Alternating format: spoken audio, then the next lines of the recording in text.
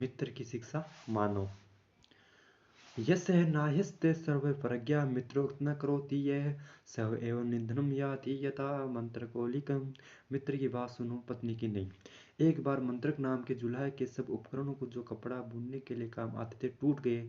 उपकरणों को फिर बनाने के लिए लकड़ी की जरूरत थी। लकड़ी काटने की कुल्हाड़ी लेकर वह समुद्र तट पर स्थित वन की ओर चल दिया। समुद्र के किनारे पहुंचकर उसने एक वृक्ष देखा और सोचा कि इसकी लकड़ी से उसके सब उपकरण बन जाएंगे। ये सोचकर वृक्ष के तने में कुल्हाड़ी मारने की ही था कि वृक्ष की शाखा पर बैठे हुए एक देव ने उससे कहा, मैं वृक्ष पर सुख से रहता हूँ और समुद्र की शीतल हवा का आनंद लेता हूँ, तो मैं इस वृक्ष को काटना उचित नहीं है।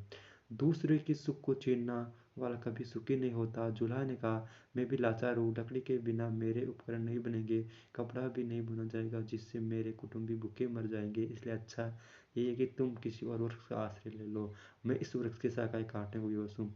देव ने कहा, मंत्रक, मैं तुम्हारे उत्तर से प्रसन्न हूँ, तुम कोई भी एक वर मांग लो, मुझसे पूरा करूंगा, ले केवल इस वृक्ष को मत काटो। मंत्रक बोला, यदि यही बात है तो मुझे कुछ देर का अवकाश दो, मैं अभी घर जाकर अपनी पत्नी से और मित्र से सलाह लेकर तुमसे वर मांगूंगा।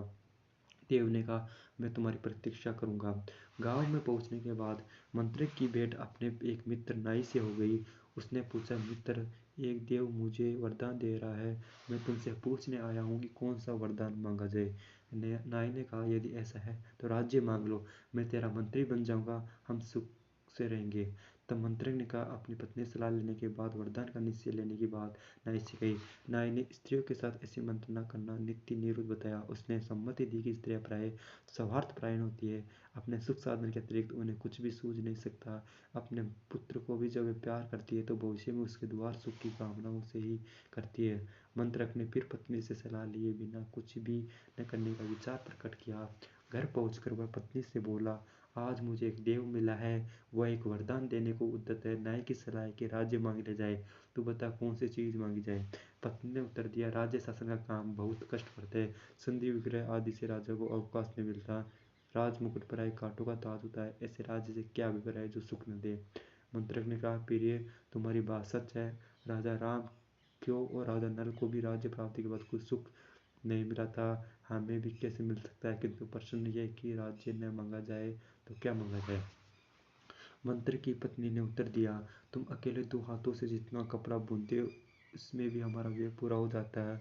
यदि तुम्हारे हाथ दो की जगह चार हो, सिर भी एक की जगह दो हो तो कितना अच्छा हो जाए, तब हमारे पास आज की अपेक्षा दुगुना कपड़ा हो जाएगा, इससे समाज में हमारा मान बढ़ेगा। मंत्र को पत्नी की बात जच गई।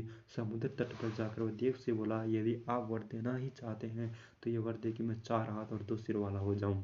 मंत्र के कहने के साथ ही उसका मनोरथ पूरा हो गया।